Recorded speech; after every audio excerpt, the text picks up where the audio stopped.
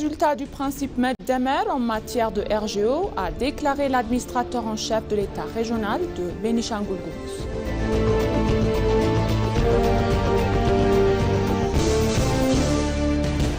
L'Éthiopie favorise un climat d'investissement favorable au parc agro-industriel intégré, selon le ministre de l'Industrie.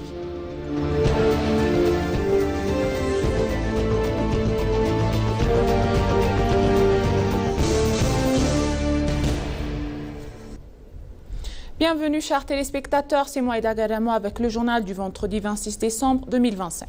Restez avec nous. Le grand barrage de la Renaissance éthiopienne est une réalisation majeure accomplie par les Éthiopiens grâce au principe de Meddemer, selon Achadli Hassan, l'administrateur en chef de l'État régional de Bénichangul-Gumuz. S'exprimant lors d'un forum de discussion organisé sur le thème « Le GERD pour le renouveau de l'Éthiopie à Gouba », où se retrouve le grand barrage, l'administrateur en chef de l'État a déclaré que les Éthiopiens avaient construit le GERD en surmontant des défis tant internes qu'externes.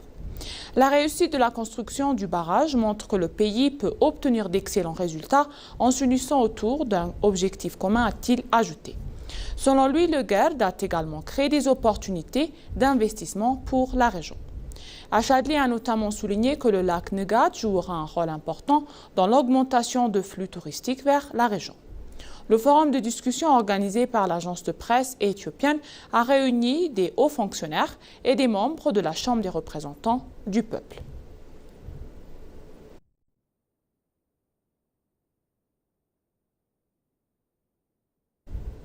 Le gouvernement éthiopien favorise un environnement propice aux investisseurs dans les parcs agro-industriels intégrés, a déclaré le ministre de l'Industrie Melakou Alebel.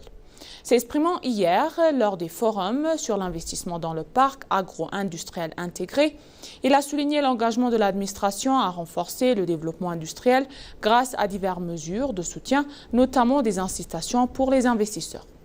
M. Melakou a souligné l'importance des parcs agro-industriels intégrés dans la production de biens à valeur ajoutée et l'amélioration de la compétitivité mondiale. Il a souligné que les investisseurs dans les parcs bénéficient de coûts d'investissement réduits, d'un accès facile aux intrants et au soutien substantiel du gouvernement. Un part important des exportations agricoles de l'Éthiopie était constitué des produits bruts.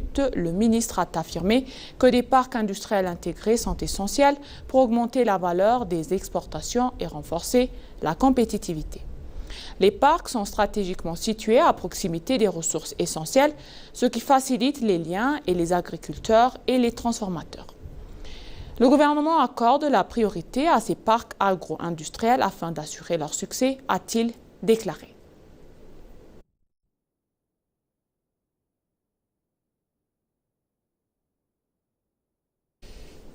Le gouvernement donne la priorité à l'aide humanitaire pour les résidents déplacés du Tigré dans les réfugiés selon un rapport de la Commission.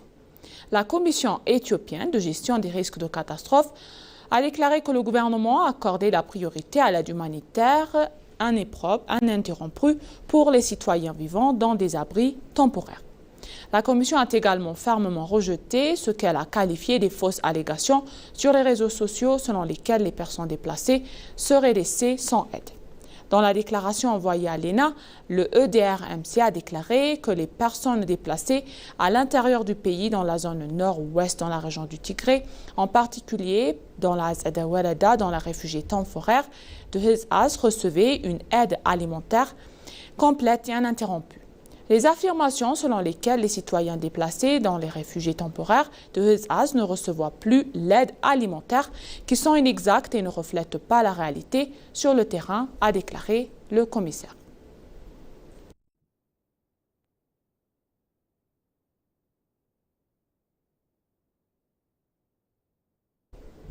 Le commissaire à la gestion des risques de catastrophe dénonce la pratique persistante de TPLF qui instrumentalise la famine des fins politiques.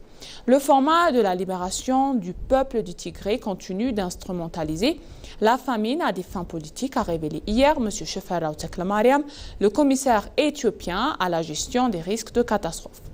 Dans un entretien exclusif accordé à l'agence de presse éthiopienne, le commissaire a déclaré que le TPLF propage de fausses allégations selon lesquelles les personnes déplacées dans la région du Tigré seraient privées d'aide.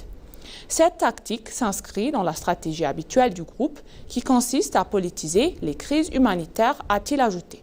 M. Tekle Mariam a notamment rappelé comment le TPLF, groupe illégal, a instrumentalisé à plusieurs reprises la famine pour servir ses objectifs politiques. Selon le commissaire, la politisation de la faim dans le nord de l'Éthiopie s'inscrit dans un contexte historique profond remontant aux années 1970-1980, lorsque le Front de libération du peuple II ont déclaré et instrumentalisé la famine, non pour les soucis humanitaires, mais comme un outil politique pour faire progresser la lutte armée contre le guet. Depuis et durant des périodes, les souffrances humanitaires étaient délibérément instrumentalisées pour mobiliser la sympathie internationale, attirer l'aide et renforcer la légitimité et insurger la distribution des secours et étant souvent étroitement liées aux structures politiques et militaires.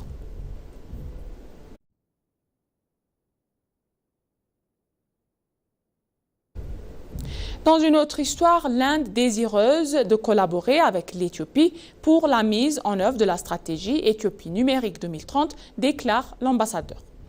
Monsieur l'Inde, le leader mondial des investisseurs et d'infrastructures publiques numériques, souhaite contribuer à la fin des réussites de l'Éthiopie dans la réalisation de sa stratégie Éthiopie numérique 2030, a déclaré l'ambassadeur indien Anil Kumare. L'ambassadeur indien en Éthiopie a affirmé que, selon lui, Éthiopie numérique 2030 jettera les bases d'une transformation profonde du pays. L'ambassadeur Ray a ajouté que l'Inde travaillera avec l'Éthiopie sur des solutions concrètes telles que l'octroi de prêts aux citoyens, le soutien direct aux agriculteurs, les services de sécurité sociale, un suivi précis de lieux de résidence et l'adéquation de compétences aux besoins de développement. D'après l'ambassadeur, cette initiative positionne l'Éthiopie comme un chef de file de numérique en Afrique en stimulant la productivité, la gouvernance et la résilience. Évoquant la stratégie récemment publiée, il a indiqué que le plan Éthiopie numérique 2030 vise à offrir la quasi-totalité de la population éthiopienne à un accès d'Internet 5G. Cette semaine, le Premier ministre Abiy Ahmed a réaffirmé l'engagement du gouvernement en faveur de la transformation numérique en lançant officiellement Éthiopie numérique 2030, un plan national ambitieux visant à exploiter pleinement le potentiel des technologies pour un développement inclusif.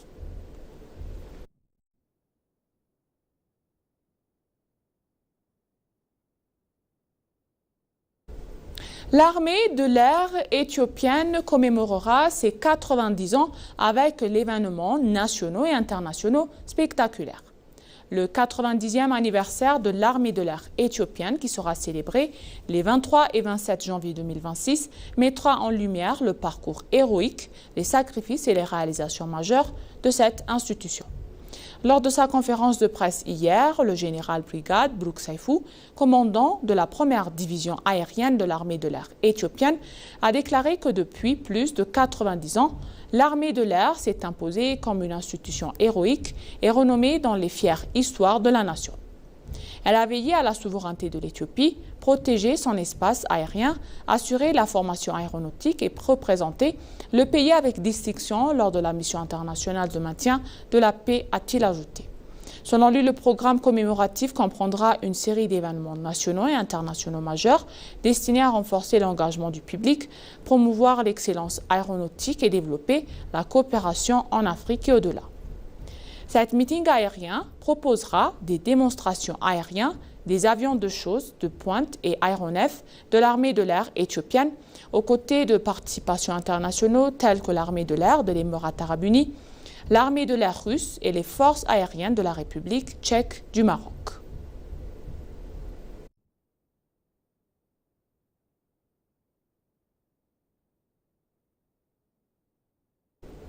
Pour conclure le journal donc, depuis de la 11e session ordinaire du Conseil de la région d'Amara, la 6e session de la 5e année de la 11e session ordinaire du Conseil d'Amara a débuté. Il a été annoncé que le rapport d'exécution du plan quinquennal du Bureau régional de l'éducation sera présenté et examiné. Ils ont également indiqué que les prochaines étapes seront définies par des recommandations concernant la rentrée scolaire et les activités menées. Le bureau régional de l'auditeur général formulera un avis complet sur la légalité financière et opérationnelle assorti de suggestions d'amélioration. La session qui durera 2 jours devrait permettre d'approuver diverses proclamations et nominations.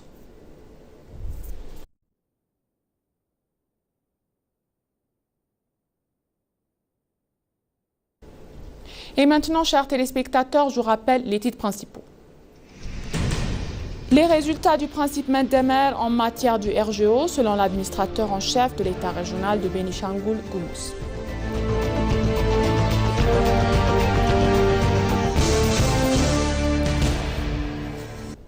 L'Éthiopie favorise un climat d'investissement favorable au parc agro-industriel intégré selon le ministre de l'Industrie.